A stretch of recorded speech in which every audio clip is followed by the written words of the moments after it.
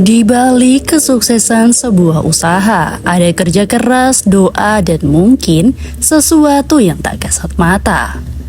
Dalam masyarakat kita, praktik penglaris dagangan seringkali dikaitkan dengan hal gaib. Tapi apa sebenarnya yang terjadi? Apakah ini benar-benar nyata atau hanya mitos yang diwariskan turun-temurun?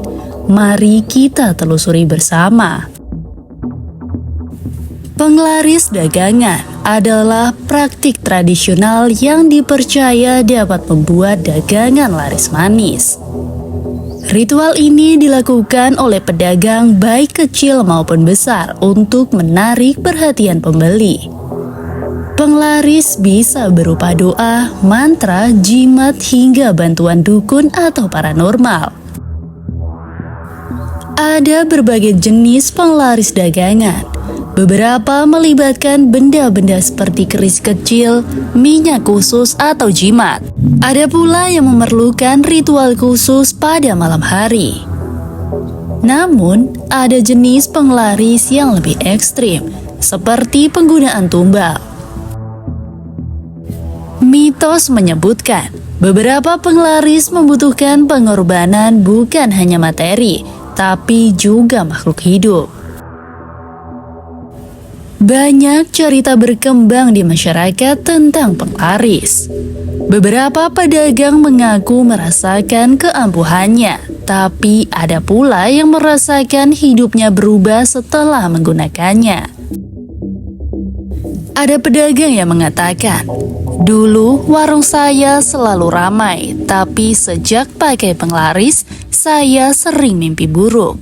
Dagangan memang laku, tapi ada harga yang harus saya bayar." Wawancara pedagang yang berhenti memakai penglaris. Tidak sedikit juga cerita tentang tempat makan yang dagangannya diludahi makhluk halus agar pelanggan terus datang. Dari sudut pandang agama, penglaris sering dianggap menyimpang. Sebab kepercayaan terhadap hal gaib ini kadang melibatkan kekuatan di luar Tuhan. Sebagai umat yang beriman, kita hanya boleh bergantung pada Tuhan. Penglaris seperti ini bisa menyesatkan. Namun, dari sisi psikologi, penglaris bisa saja hanya efek sugesti. Pedagang yang yakin pada penglarisnya merasa percaya diri sehingga dagangan pun laku karena cara mereka melayani pembeli menjadi lebih baik. Ritual penglaris dagangan adalah cerminan kepercayaan masyarakat akan hal-hal di luar nalar. Sebagian orang percaya, sebagian lagi meragukan. Pada akhirnya, kesuksesan usaha tetap kembali pada usaha, doa, dan kejujuran. Dengan berkembangnya zaman, praktik penglaris juga mulai berubah. Sebagian pedagang kini beralih menggunakan strategi yang modern, seperti pemasaran digital dan peningkatan kualitas produk untuk menarik pembeli. Namun, ada pula yang masih memadukan cara tradisional dengan inovasi baru. Saat wawancara dengan pedagang, ia mengatakan, "Saya masih pakai jimat peninggalan keluarga, tapi sekarang saya juga fokus promosi di media sosial. Keduanya pun saling melengkapi." Hal tersebut menunjukkan bahwa masyarakat kita memiliki cara unik dalam menjaga tradisi sambil beradaptasi dengan perkembangan zaman.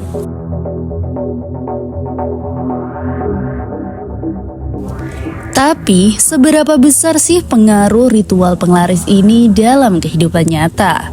Untuk menjawab pertanyaan ini, kami mencoba melakukan eksperimen sederhana. Di sini, tim produksi membagi dua kelompok pedagang dengan satu produk serupa di lokasi yang sama. Satu kelompok menggunakan ritual penglaris seperti doa dan jimat, sementara yang lain hanya mengandalkan strategi pemasaran biasa. Namun dari hal tersebut, hasilnya, meski kelompok yang menggunakan penglaris merasa lebih percaya diri, faktor seperti keramahan, kebersihan, dan kualitas produk tetap menjadi penentu utama keberhasilan dagangan mereka.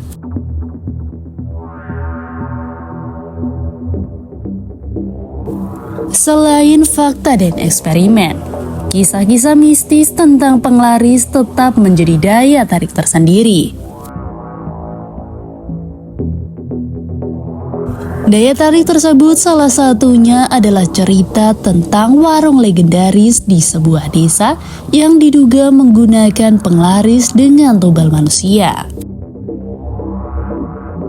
Menurut kisah dari warga, warung tersebut selalu ramai bahkan di jam-jam tak biasa. Namun setelah pemiliknya meninggal secara misterius, warung itu pun tidak pernah buka lagi. Saya pernah makan di sana. Rasanya biasa saja, tapi anehnya saya ingin kembali lagi tanpa alasan yang jelas. Dari sisi ilmu pengetahuan, penglaris sering dianggap sebagai fenomena sugesti yang mempengaruhi cara berpikir seseorang. Psikologi menyebutnya sebagai efek placebo atau keyakinan kuat seseorang bisa menciptakan perubahan nyata dalam perilaku mereka. Efek ini pun juga menjelaskan mengapa pedagang yang yakin pada penglarisnya lebih semangat dan optimis, yang pada akhirnya berdampak positif pada interaksi mereka dengan pembeli. Apakah penglaris itu nyata atau hanya hasil dari keyakinan manusia? Pada akhirnya yang terpenting adalah bagaimana kita menjalani usaha dengan niat baik, kerja keras, dan kejujuran. Tradisi seperti penglaris mengajarkan kita tentang kepercayaan dan budaya lokal. Namun saat kepercayaan itu membawa risiko yang besar, penting bagi kita untuk tetap bijak dan tidak melupakan etika dan logika dalam menjalankan usaha. Penglaris adalah fenomena menarik yang tak hanya berbicara tentang hal gaib, tetapi juga tentang sisi psikologis, sosial, dan budaya masyarakat kita. Bagaimana Anda melihat ini? Apakah ritual penglaris masih relevan ataukah sudah saatnya ditinggalkan? Ritual penglaris juga menjadi bagian penting dari budaya lokal. Di beberapa daerah, tradisi ini tidak hanya digunakan untuk menarik pembeli, tetapi juga untuk menjaga keharmonisan antara manusia dan alam. Di daerah tertentu seperti di Jawa, Bali, atau Sumatera, ritual penglaris sering disertai dengan prosesi adat seperti selamatan pasar yang bertujuan untuk memohon berkah sekaligus menghormati leluhur.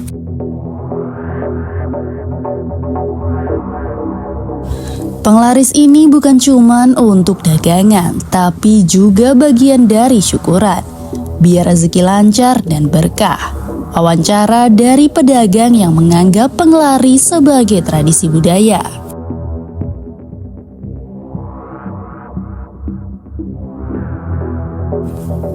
Indonesia kaya akan kisah-kisah legenda terkait penglaris. Salah satu yang paling terkenal adalah cerita tentang pasar gaib yang sering dikaitkan dengan dunia mistis. Legenda ini pun tidak hanya menjadi cerita penghibur, tetapi juga pengingat bahwa di balik kesuksesan selalu ada harga yang harus dibayar. Nenek saya sering cerita tentang pasar gaib. Kalau dagangan kita di sana laku, katanya di dunia nyata juga akan ramai. Hal yang menarik, beberapa ritual penglaris juga mengalami modernisasi. Dalam dunia bisnis, penglaris ini bisa berbentuk simbol keberuntungan seperti patung kucing, pohon uang, hingga penggunaan feng shui untuk menarik rezeki. Ini menunjukkan bahwa meskipun tradisi berubah, esensinya tetap sama, keinginan untuk menarik keberuntungan dalam usaha. Namun, ritual penglaris juga memiliki sisi yang negatif. Beberapa pedagang mengaku merasa ketergantungan pada praktik ini, bahkan hingga merugikan pihak lain demi menjaga kesuksesan mereka. Saya dulu sering bergantung pada penglaris, sampai akhirnya merasa rugi karena biaya ritual terlalu mahal. Dalam kasus yang ekstrim, praktik penglaris bahkan menimbulkan konflik di antara pedagang, terutama jika ada tuduhan saling menjatuhkan dengan cara-cara mistis.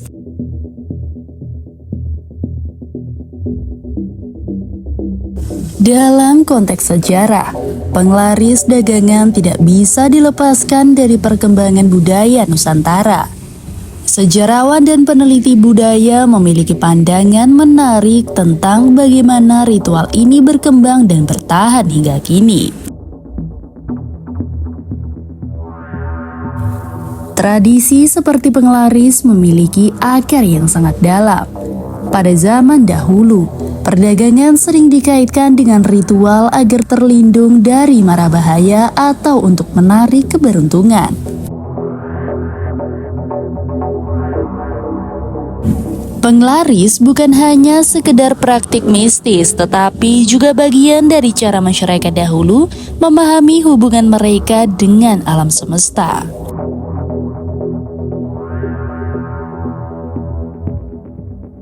Di era digital, penglaris juga memasuki ranah baru. Kini banyak dukun atau paranormal yang menawarkan jasa penglaris secara online, lengkap dengan testimoni dan promosi di media sosial.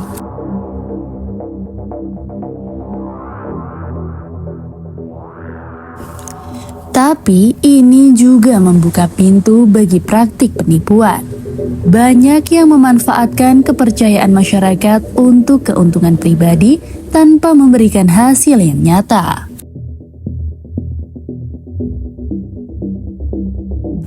Saya pernah mencoba beli penglaris online, ternyata cuma dikasih benda biasa tanpa efek apa-apa.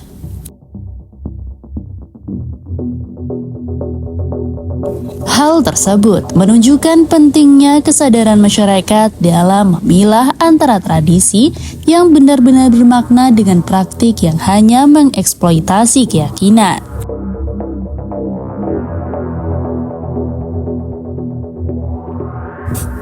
Selain soal tradisi dan mistis, penglaris juga bisa menyentuh ranah etika dan hukum. Beberapa ritual terutama yang melibatkan tumbal atau praktik gaib lainnya dapat melanggar norma dan aturan yang berlaku.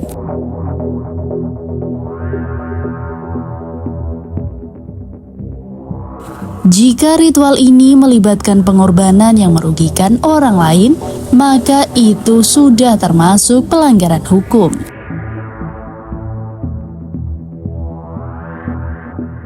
Menjaga tradisi boleh, tapi tetap harus selaras dengan etika dan hukum yang berlaku.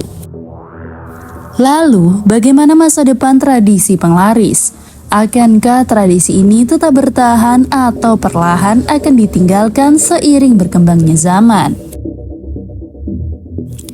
Bagi sebagian orang, tradisi ini adalah warisan yang harus dilestarikan. Tapi bagi yang lain, penglaris dianggap tidak relevan lagi di era modern.